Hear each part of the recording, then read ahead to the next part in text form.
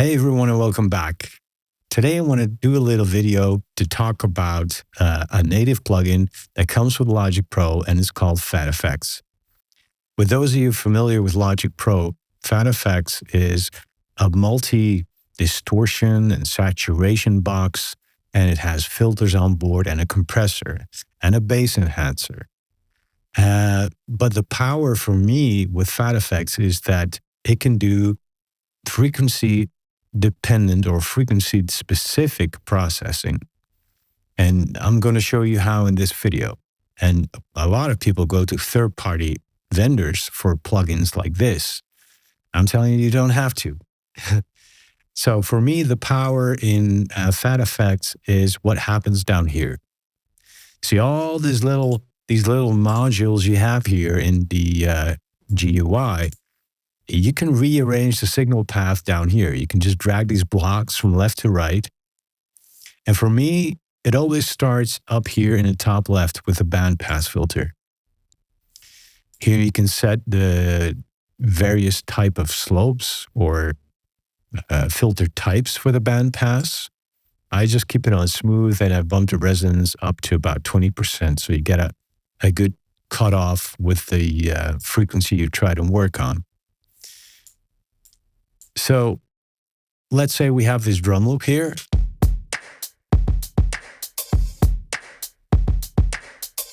All right, and that's what we want to work on. So let's say I want to fatten up those claps a bit, give it a bit more bite in that range, in that mid-range there. But I want to leave the rest alone. I want to leave the high end and the low end. I don't want to touch that. I don't want to saturate the whole thing. Just a specific frequency. So what I usually do is let the loop play and then play with a cutoff here to select a certain frequency band that has the portion in it that I want to work on. So let's just hear what that sounds like.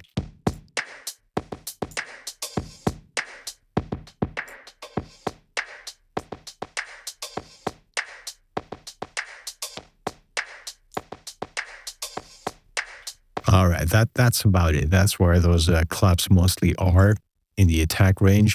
And what this does is the reject mix knob is you can mix back in the missing frequencies that you've cut off here in the low end and the high end. So you get the whole full frequency spectrum back again.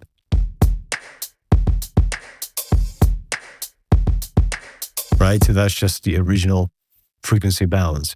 But the cool thing is that the bandpass filter and the band reject mix are separate items in this whole signal path reordering strip here. So what that allows us to do is to select a certain frequency band here,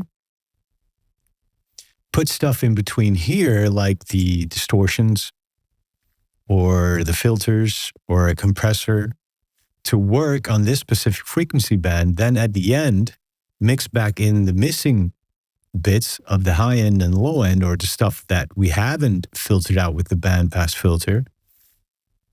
And we get the full spectrum back again, but the stuff that we've selected or highlighted with the bandpass filter is the stuff being worked on.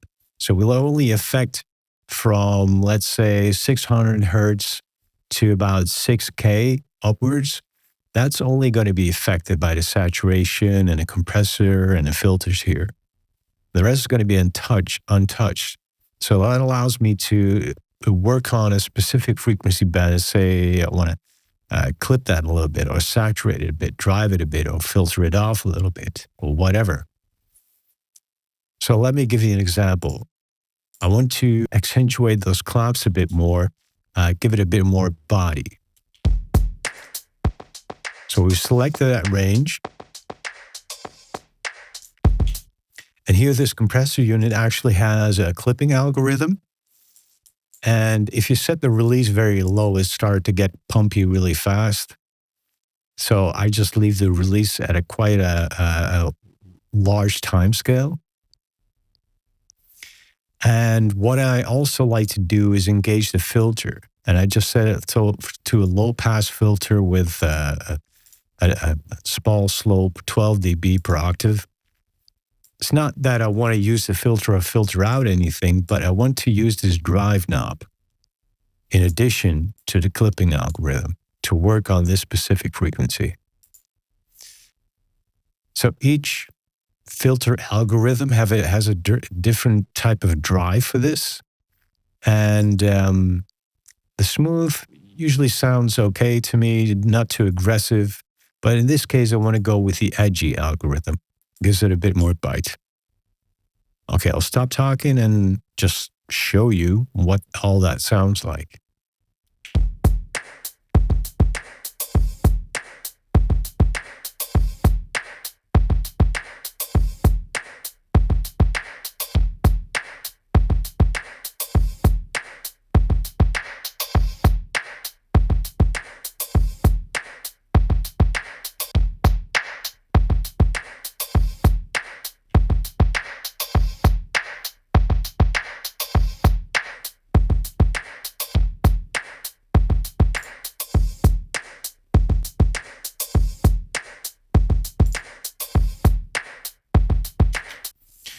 All right, but let's include the high end as well, so it doesn't sound too much like we're just boosting the old 6K, 1K range with an EQ.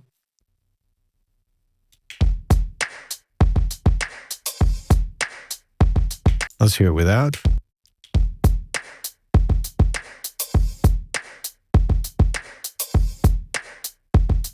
And now with.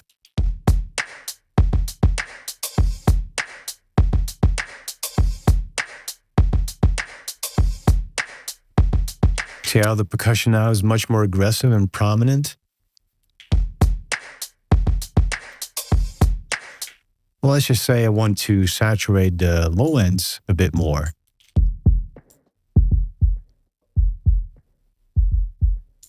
All right, I hope you guys are wearing good headphones or listening on good speakers for this. That's what I would recommend to be able to hear this properly.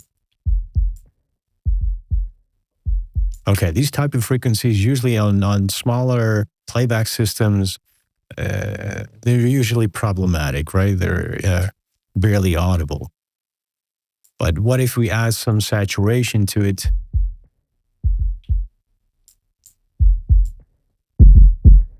First, I would do it so you can hear it properly.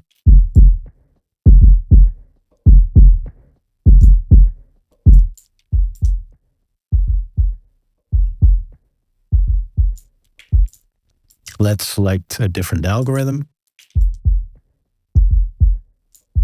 No, actually like the edgy. Yeah. And clip it.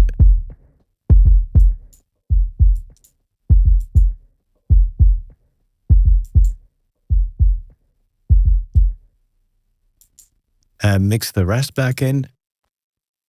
The frequencies that is not being affected. So at the end here.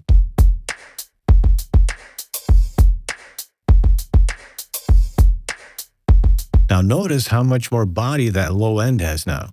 This without it.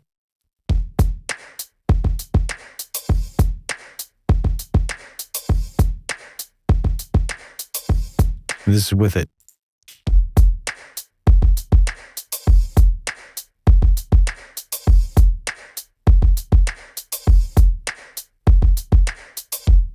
You see, that's something EQ cannot always do.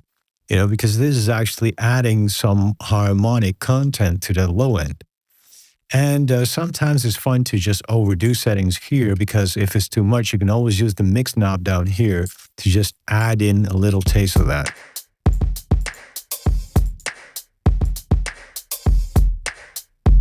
See, if with the mix up all the way is way too much, but I can just mix in a bit of that.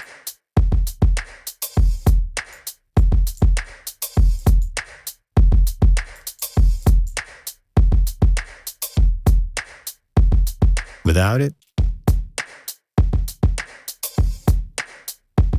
then with it.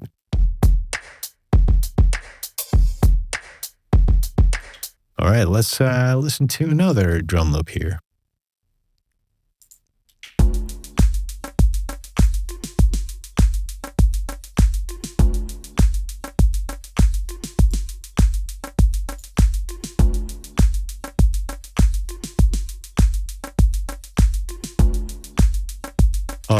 This one could do with a little more pronounced mid to high end. So let's again use the bandpass filter, set the band reject all the way to the end of the signal chain.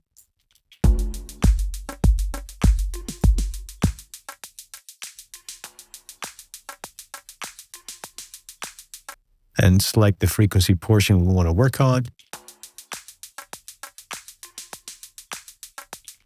Now let's use this one for now. It's got an exciter. You can select different algorithms here from the drop-down menu. So a fun thing to do sometimes is use a downsampler. So it has a sample rate reduction.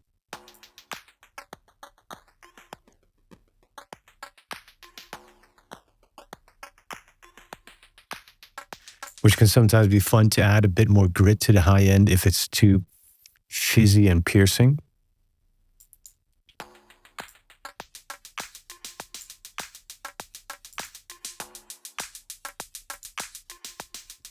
See? But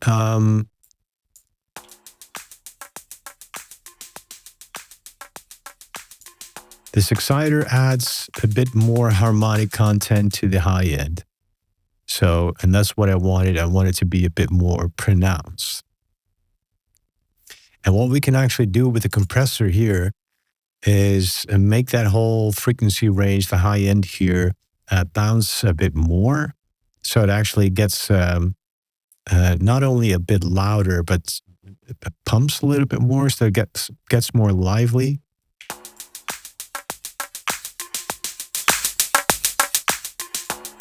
And here you have different compressor algorithms that actually are derived from the native compressor from Logic Pro X.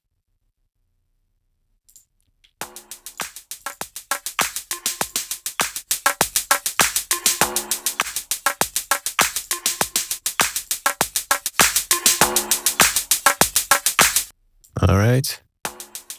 Studio Phat sounds okay to me. I want to overdo it because in this case, I want to work the mix knob to mix in a bit of that. So let's mix back in the unaffected signal. So everything from below 1K here. And let's play the loop again and mix in a bit of our affected higher band here.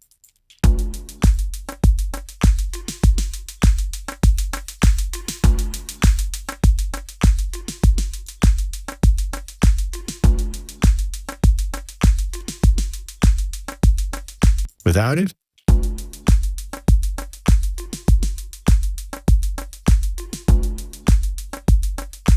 top end sounds a bit more fizzy and thin, and with it,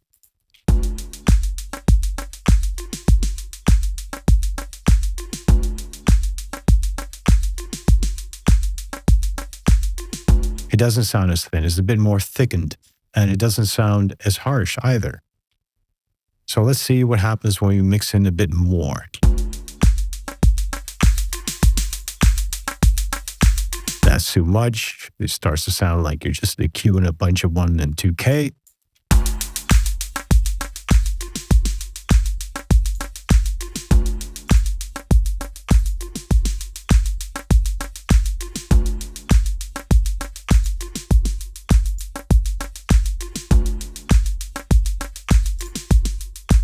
Yeah, around 6% sounds okay to me.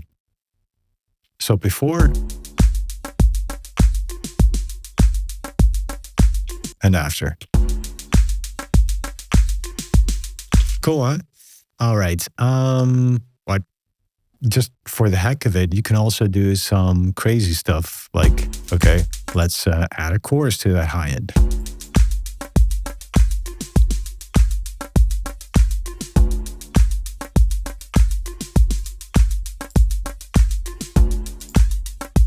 Or a flanger. That might be something you want.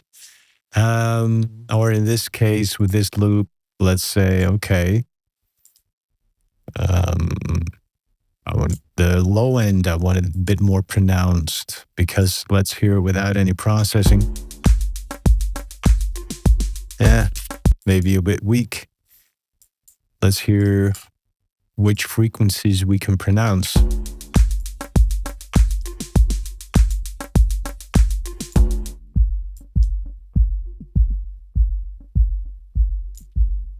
Yeah, so that very lower portion of the bass. Making sure these are in order. This one at the front, this one way at the back, so that anything in between just affects that frequency. Let's use the bass enhancer.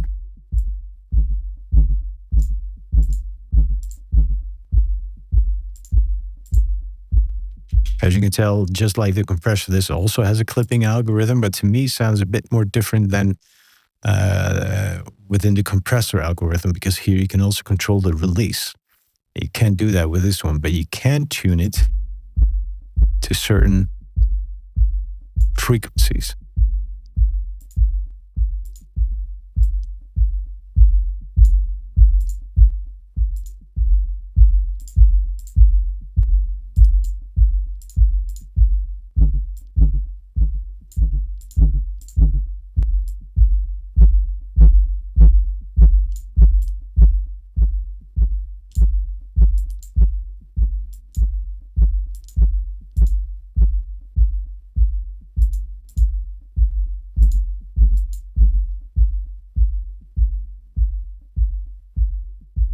Okay, you only need a touch of this because it's easy to overdo. I want to add the rest actually with the filter drive.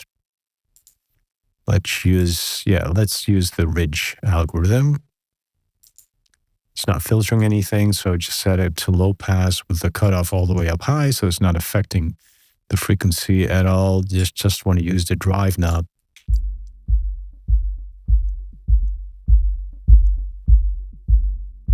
What I usually do is drag it up till it's way too much, and then back it off until you just get into that territory where it doesn't over distort anymore, but just adds more body and coloration.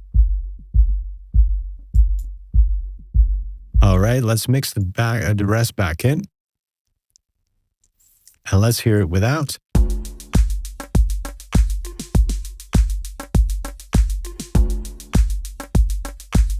And now with.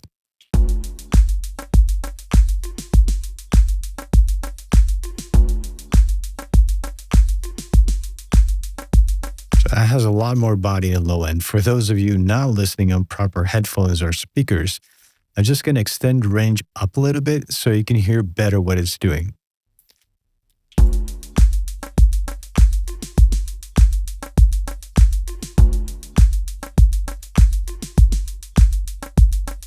So without it,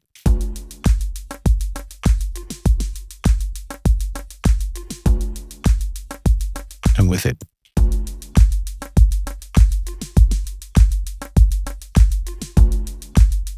All right, but now it's also adding a lot more thud between the 140 hertz and the 200 range.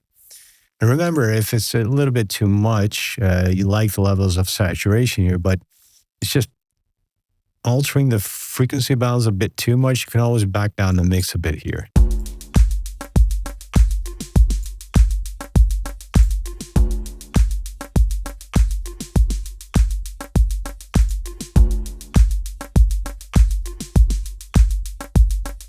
All right. And let's get to a synth part here.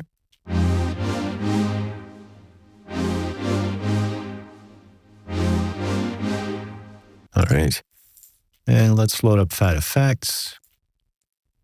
And let's say, okay, I'm missing a bit of top end here with this patch. It sounds nice overall. So one of those fake brass patches from Silent. But I want to add more grit because this could disappear in the mix, and I want to add more grit to the high end or more liveliness and make the high end more pronounced without using EQ, but using frequency-specific compression or saturation, in this case, using Phat FX. So let's dial in the frequency band we want to work on here.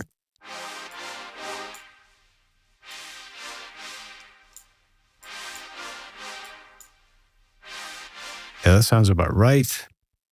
Let's see, the band reject should be at the very end.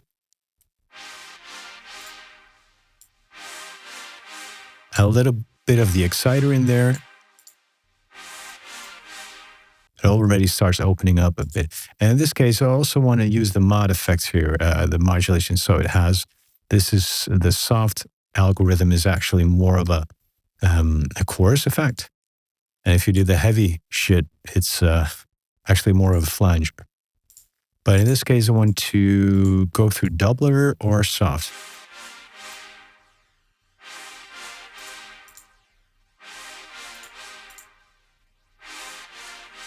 Okay, to me, using doubler actually widens that also a bit. So that's fine by me. Now let's see what we can do with the compressor. Okay, and this is what I dislike because the compressor unit is such set in such a way, even if it says 0 dB, it adds a lot of gain. But you can correct that with the output of the unit here, obviously, but there's just a little downside for me.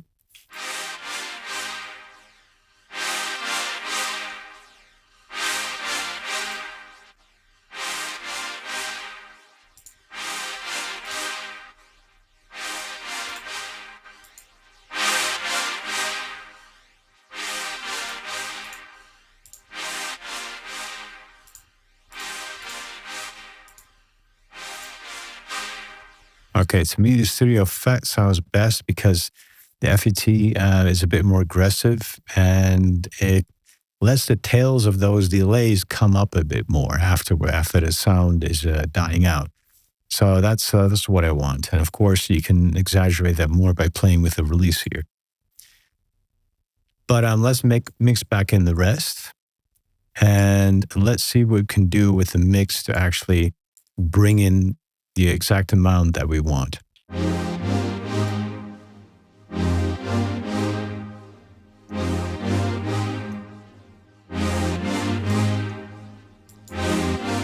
Okay, now that doubler is mixed in a bit too heavy for me, so I'm going to back that off quite a bit.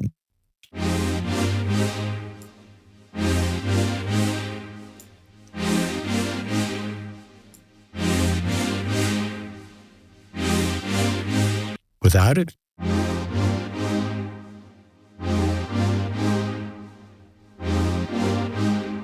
See how it sounds super muffled like that in comparison now, and now with it.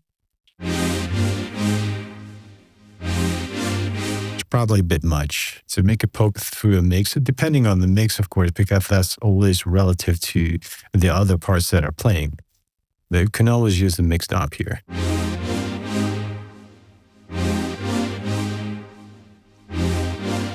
That sounds a bit more balanced. Without it,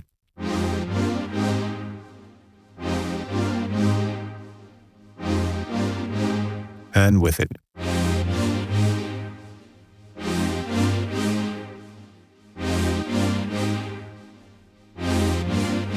Right? Cool, huh? But let's say, okay, let's disengage all this. And let's listen to the neutral sound. Sometimes to bring out the high end a bit more, you can just attenuate the lower mids or the lows. So in this case, we can say, I want those low mids in here compressed a bit or notched out a bit. Let's see where they are.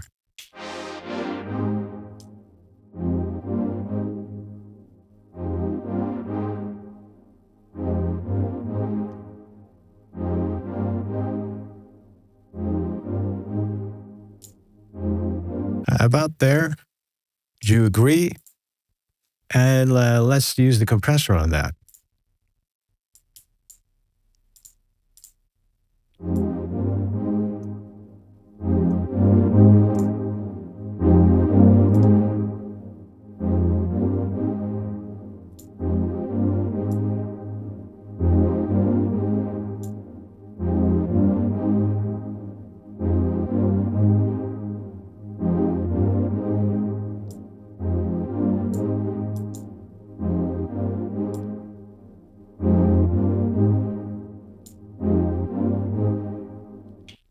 See what happens when we mix the rest back in.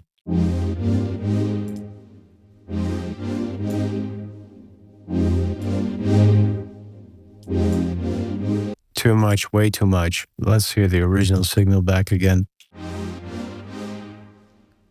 Yeah, of course. Now it's a lot softer because it had to mess with the output level. Let's see what we can do.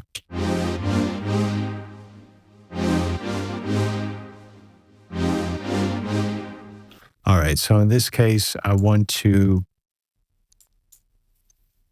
turn the compressor off for now. And let's use the filter to notch out some of this and then compress it. So we're going to make sure the filter is before the compressor. And let's select a notch filter.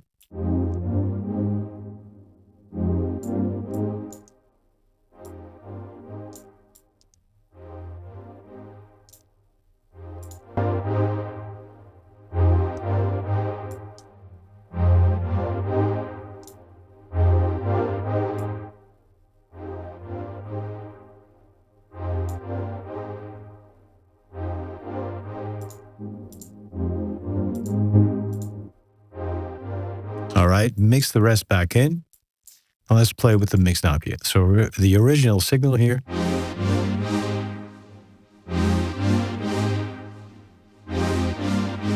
And I will use the mix knob to introduce the processing here.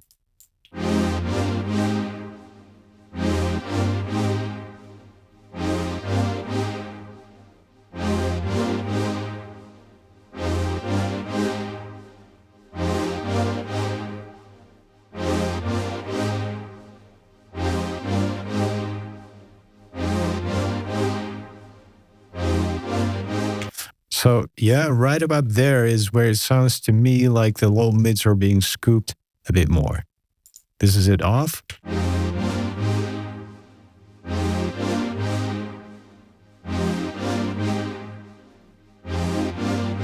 And this is it on.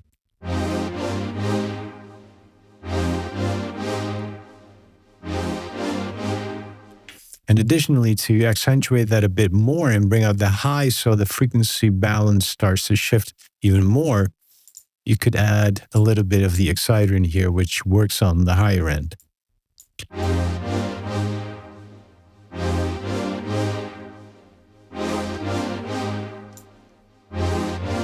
Let's make sure that comes after the compressor.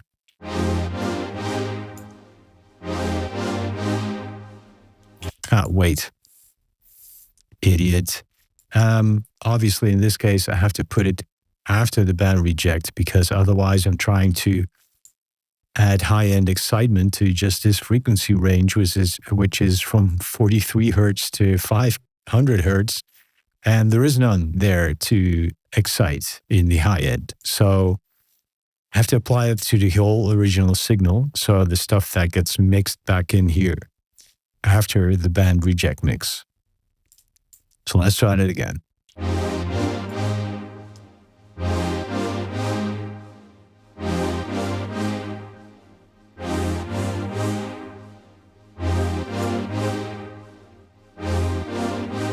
See how that works? Now without it.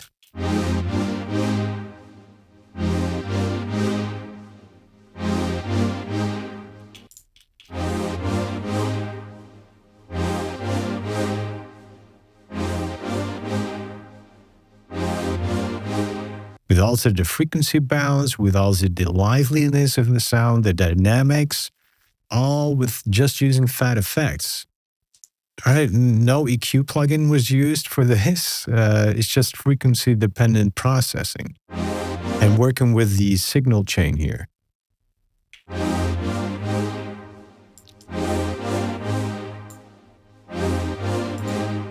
And if you want to go for all-out effects, of course, you can do... let's do this one. Boom. If you want to mess things up. But the intent here was to show you how much of a utility it can be, not just for creative out there effects to distort everything to hell, but also as a very valuable mixing tool. All right, that's it for this video. I hope that was helpful to you. And if you like the video, give it a like and a thumbs up and whatever, all that crap. And if you're not subscribed yet, subscribe to the channel. I make videos like this once in a while that has handy tips or whatever, or how-tos and production tips, synthesizer patch design, whatever. All right, stay tuned and keep well. See you again next time. Cheers.